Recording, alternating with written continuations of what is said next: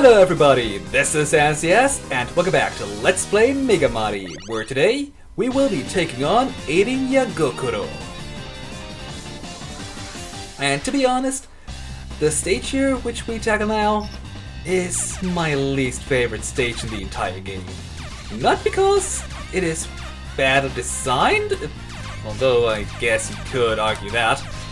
I just don't like it because it's really difficult and I keep dying. Oh boy. I actually practiced the hell out of the stage just so I hopefully won't be too bad in here. And suicide committing? Fairy? No, that's a rabbit. Yeah, I don't know why this rabbit here commits suicide like that, but well, I guess Tei's just sick of her life, but being not mistreated unlike Raisin. Huh. Also, here we have the return of Rymia. We also saw her quickly in a hidden room in the Raisin stage. All she does is darken the surroundings, so you hopefully will fall into a bottomless pit. Ow, that's mean, Rymia. Stop that, please. However, she is weak against something. Let me look at that. She is weak against Red Magic for Marisa. That is Rymya's weapon for her. And False Crisis, which we actually get in this stage here. However, if you aim your bloody cross well enough, you can kill it. Kill Rymia with it. Ow. With just one shot too. But apparently aiming is not my strong suit, which is why I like Bloody Cross better than Red Magic. And I know I'm probably the only one with that.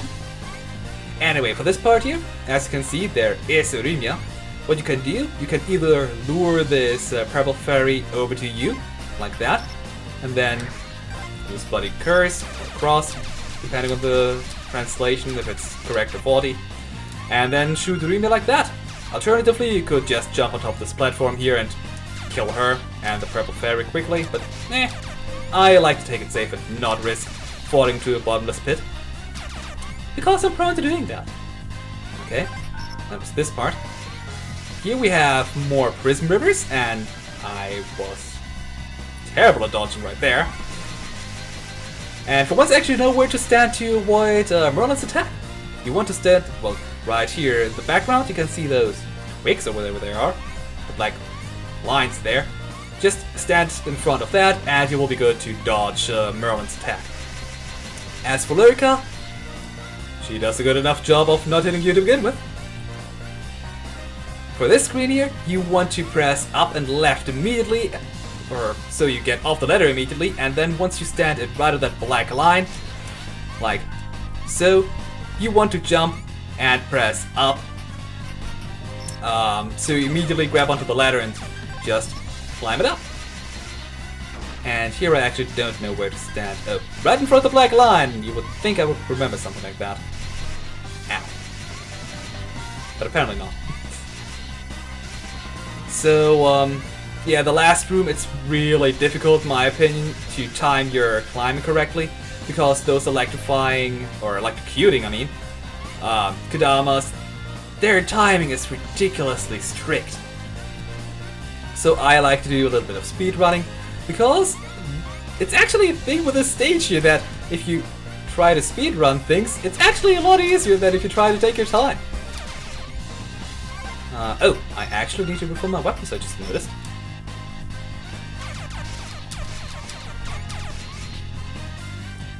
Alright, the next part here, as you can see, instant death mines or whatever. It's spiky, so of course it's instant death. I like to take the route that I am currently taking, just because, well, we get a platform here. Do make sure to not accidentally think, oh my god, I'm gonna die, ah! Land on the platform and then just fall off of it because you press to the left. Happened to me once, or twice, maybe more often too. Yeah, to the left here are some weapon pickups. I would recommend you to get there or get off there with your broom. Alternatively, if you fall down, you can just keep pressing to the left and land on top of there immediately, but I still would recommend you to use your broom to get to the right side, because it happened to me more often than not that I fell down there. Really bad. Anyway, more enemies, and an infinite supply of Tei and flying machines. Yeah. You will learn to hate them in this portion here. Actually, whenever they appear. Well, whenever you see a Tei falling down there where there is a ceiling on top, there won't be any respawning ones. Otherwise, they will be infinite. Okay, I think this is the part already. Here you want to be really quick and just do what I'm doing or about to do. And go! Distract the first one. Distract that one. Go on. Distract that one. Keep going on, and I screwed up the time. Maybe not! I actually made it! Good. But this isn't the end of it yet. There are more Teis about to come. Or something like that. And I think, yeah, there was a ceiling. Okay, I hope I didn't completely screw over the timing. No, I actually made it through here. Without dying, too. Wow. I made this look a lot easier than it actually is. This is the part where I kept dying and dying the first couple of times where I played this game here. And with couple I mean probably a dozen times. This stage is just brutal if you try to take your time, because the thing is, if you take your time, you will screw up the spawning pattern of those Teis, and why did I do that? And if you screw up the spawning patterns of the Teis, you are doomed. You will get hit no matter what. Just like currently here, I think I actually need to either tank a hit or use the bloody cross. Probably a lot easier this portion here with red magic. Yep. Okay. Yeah, I try not to fall into the instant death pit here. However, my jumping is a little badly timed. No, I can... Oh. Okay, that was unexpected. Ah, crap. Yeah, did it. Of course, there I take my time and still fall down, and the best part is I need to redo the last part. Wow, I took a lot of damage. That was horrible. I have no idea what happened there. Probably was just too careless, I don't know. Another way to get safely back from the last room is if you're all the way at the left, just face to the left, so if you get hit, you get pushed back into the wall there, and then just keep jumping and, well, using your invincibility frames to get out of that room safely. It's probably the easiest way to get out of that room, actually, because then you won't die like me. Anyway, for this battle here, you want to defeat Eirin quickly and hopefully dodge your stuff too. What you want to do is charge your weapon up to level 2, and, well, that's rather quick actually. Yeah, charge it up to level 2 whenever Eirin shoots those green projectiles. Just destroy them with your weapon. Only level 2 or 3 because level 1 it'll despawn again. And, well, just wait on Eirin. If you don't end it quickly, she will, especially later on in the battle, keep spawning those huge projectiles, and if you get hit by that, you will get hurt a lot. So be really careful. She also has another attack, which you didn't get to use, where she just spams a lot of projectiles. But, in my opinion, if you don't manage to defeat her quickly, you're doomed. Although I have beaten her with Buster only before, but only on a good day, and this apparently isn't a good day for me. So, in general, if you try to use Buster only, definitely always destroy the green projectiles whenever they're up, because they will A, slightly home in on you, and B, kind of limit the space you can move in, and yeah, that's a little bit of a problem. But enough about Eirin. We're in the last stage before, well, looping around to the first stage again, I guess. All the enemies in here are only enemies we've already seen in other stages, like those ghosts or those Kadama with baskets protecting them. Or those Kadama here. So there's not much I can talk about in that regard. But, well, why do all these things appear anyway? Especially What are the crows doing in the netherworld? I suppose they're dead crows or something. Yeah, more of the Prism River Sisters. By now you should know how to deal with it. How did I defeat Lurica like that either? At the same time as Merle, even though I didn't even try to kill Lurica.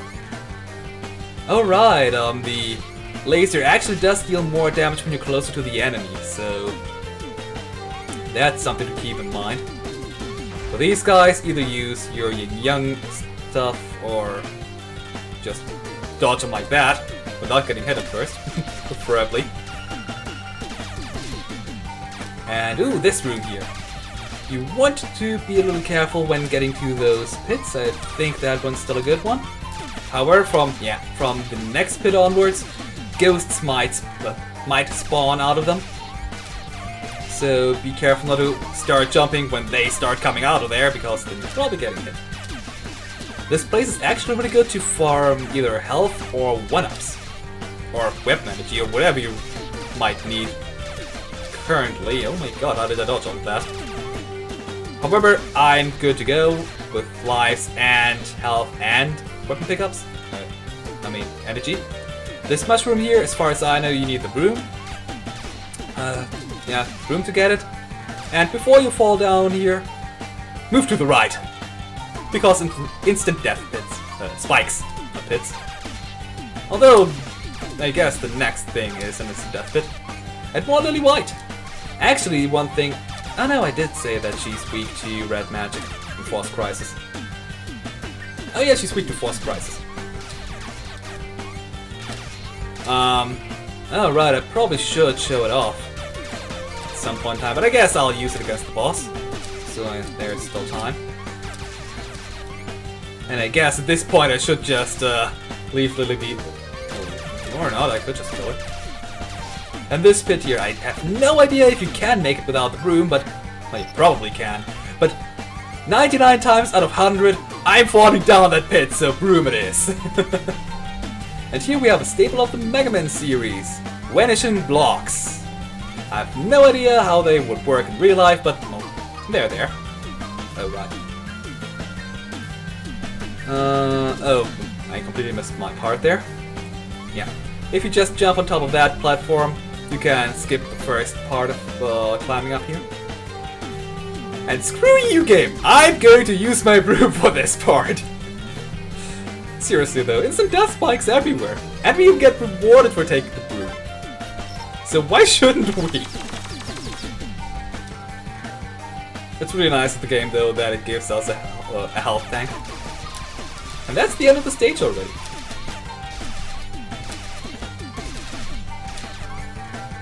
Nice. Oh, I probably should pick up that little bit of health here. Because the thing is, even though Yuyuka is weak to a weapon that I have with Alice, I think using Maidens is still the better option. Because, no, well she teleports around and, oh crap. She spawns those ghosts there, and those ghosts reflect pretty much any weapon. Oh my god, Yuyuka, stop it! Ow. And they can reflect any weapon at all, so that's a bit of a problem. And that also includes a weakness, so yeah, that's kind of bad. She also can use those butterflies there, they're not much of a problem. And when she summons her ghost, immediately jump over it because of that. She can just spawn on top of her ghost that she summoned, and then you're in big trouble. Because you can't jump over there anymore and you're getting hit. And even though Alice can penetrate the ghosts, I still prefer using Marisa to hit Yuyuka, because it is rather easy to actually shoot in between the ghosts. So that I like doing that. And, oh my god, why does Yuyuka spawn so many of those non-circular ghosts? And yeah, that you can also do those butterflies when she has spawned those ghosts around herself. That's a little annoying. And oh boy, I probably should switch to Alice by now. Oh, hey, stop following me around, Yuyuka. And there we go, she's now in her pincer mode. Which is, in my opinion, easier to deal with than her... I shouldn't have said that. Easier to deal with than her normal boss mode form, whatever. Attack script, I guess. Because yeah, I'm not really doing anything out of dodging or just walking left and right, and that's all I need to do to dodge. Although I probably should also hit her at some point in time. And you know what, for that I'm going to use a weakness. Whee! Ow. If I'm going to die by stray bullets now... Okay, no. Yeah, I shouldn't have played around in the last part like that. I should have just used your weakness to begin with. But yeah, that's Yuko, and that's also Eirin's weapon. It's a little bit awkward to aim because you need to look to the right if you want to hit something to the left. And it comes down diagonally. It's a little bit awkward, really, but it does deal a lot of damage. So that's something really nice.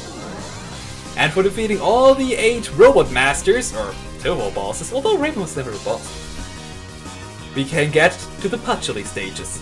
Next time here on Let's Play MegaMari. Yes, I did just forget about the game's name. But before we end off the episode, I still have 3 more weapons to show off, and I guess I could show off Force Crisis a little better. So, I'll see you in a second. As I said, I wanted to show off Force Crisis with Alice a little bit better. If you face to the left, the projectile will come down from the top right side of the screen. If you face to the right, it will come from the left top side of the screen. It does a lot of damage, even more than Marisa's version of the weapon, which is actually the exception.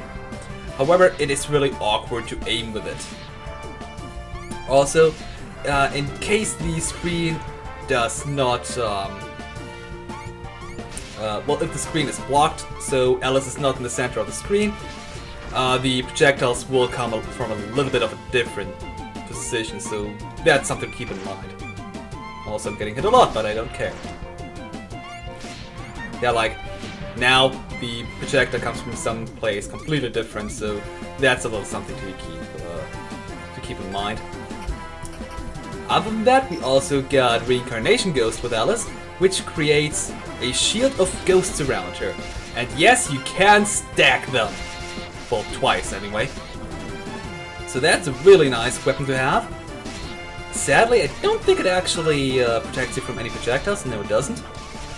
But it still is really nice. Not necessarily for inside... Well, I guess inside stages, especially since you can just use it and then switch to Marisa. Nice. But I prefer to just keep that weapon energy because for me it usually is my last weapon that I get, so the next time I can use it is in the Patchouli stages, and there you kind of want to conserve your energy, not enemy. You want to conserve your enemy! Clearly. If we however take those 2 weapons with Marisa, we get Butterfly Stream for Yuka, which just shoots up at an upwards angle. However, I just prefer Reincarnation Ghost because you can deal a lot of damage with that if you stack it. Also, angled weapons, I have enough of them already. But I guess I could use exchange Quicksilver for Butterfly Stream here. But I like Quicksilver because it is not such a steep angle. Because such a steep angle, I can't just use Bloody Cross. And for Eirin's weapon, we get this here. I have no idea what it's called, but, well, it shoots a ball upwards and a ball downwards.